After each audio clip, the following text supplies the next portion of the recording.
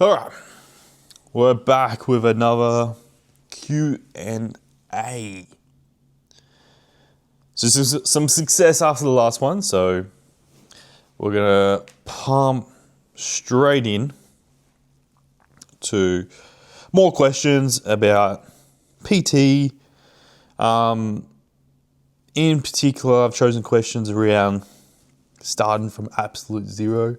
So if you're a new PT or just about to qualify, you'll get some good value out of it. And we'll go from there, see where the video takes us.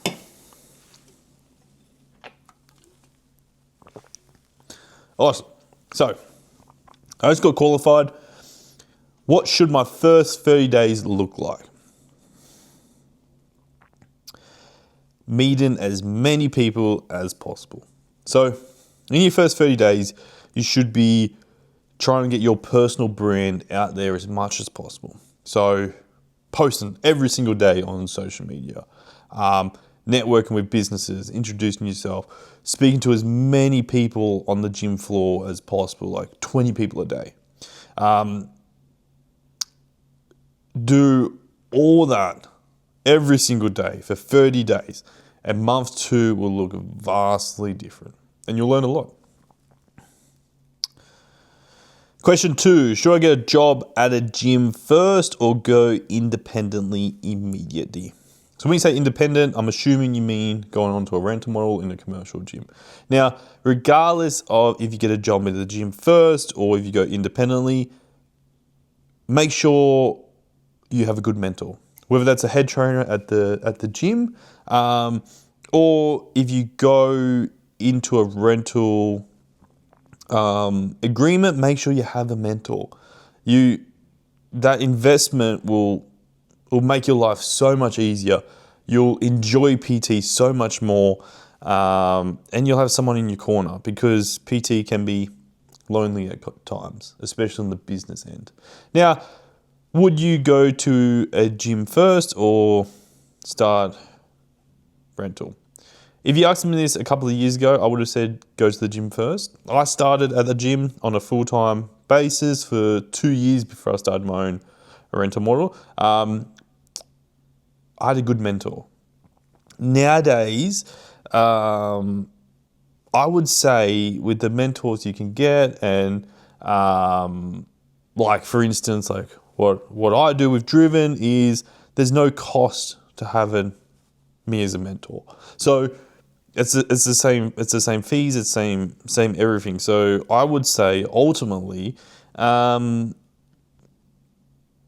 would go all in on the rental, purely because most of them are 6-month terms, and only half of that is actually the full rent. So it's low investment to see if you like it. But if you don't like it, you'll learn a lot, like for your personal sake.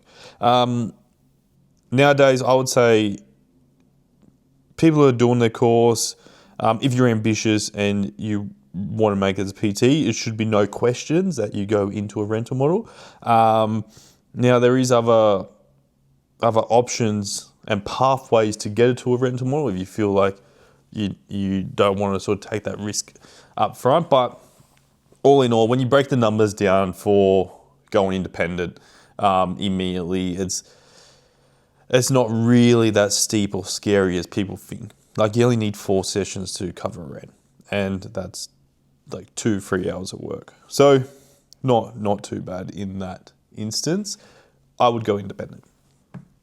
Question 3, how do I get clients if I have no experience and no reviews? You're doing free sessions. So to build your product, build your awareness, give as many people as you can free sessions, especially in the first 30 days, 60 days.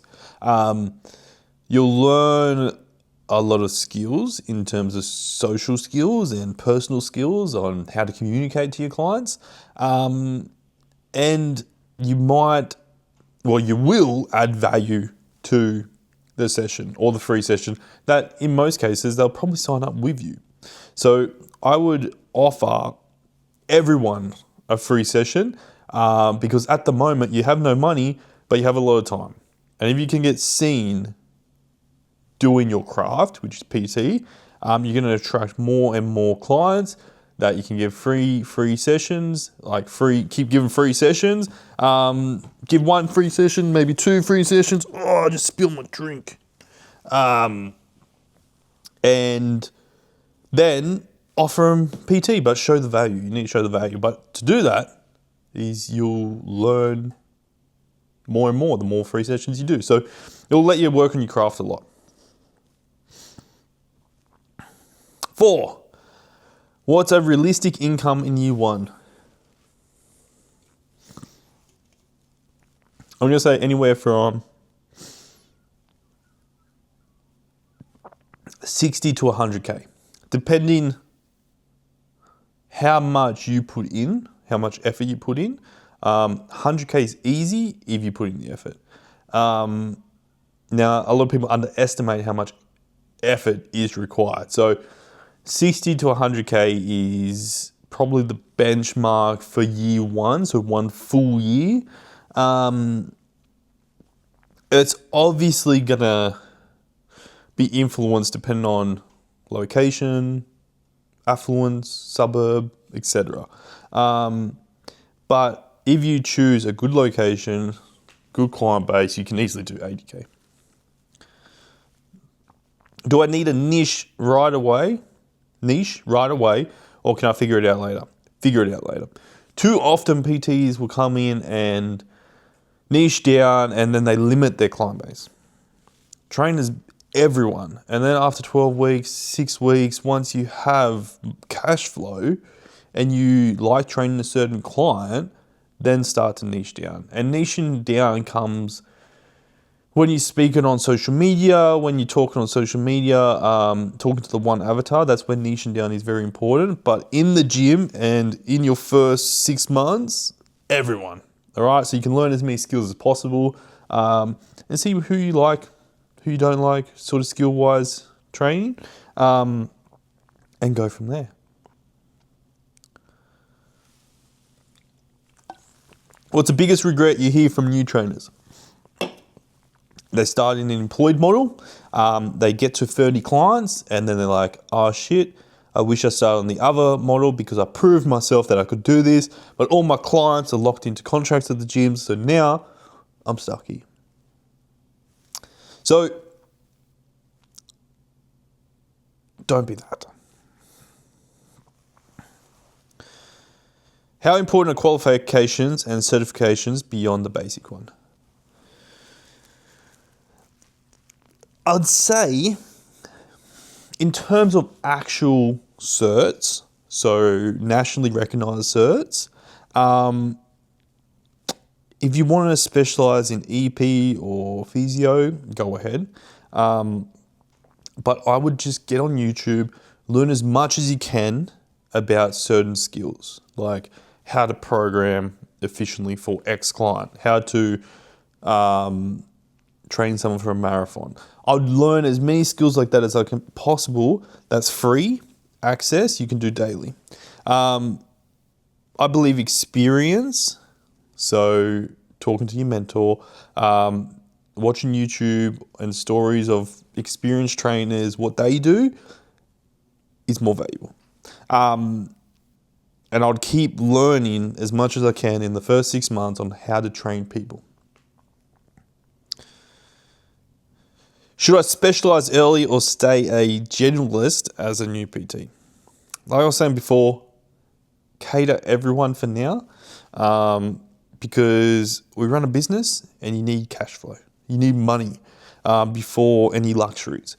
So don't be too niche and don't niche, especially in the first little bit of your PT career, because you need to build your knowledge around so many other factors and skills around other factors than just training.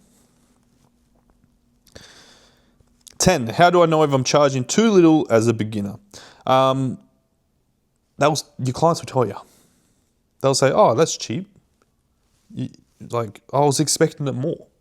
That's how you know you're charging too little. I would say you're better off starting smaller. And then what I tell our trainers in our network is every 5 clients, take your price up $5. All right.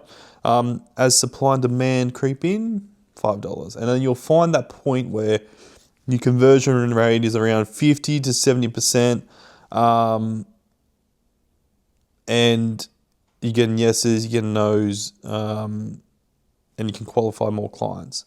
But when it comes to your pricing model, have tiered structure. So if someone was doing more sessions a week, that's more money. So incentivize that and give them a discount. Awesome. So we're going to wrap that one up. If you have any questions for our next one, put them down below, and I hope all that helps.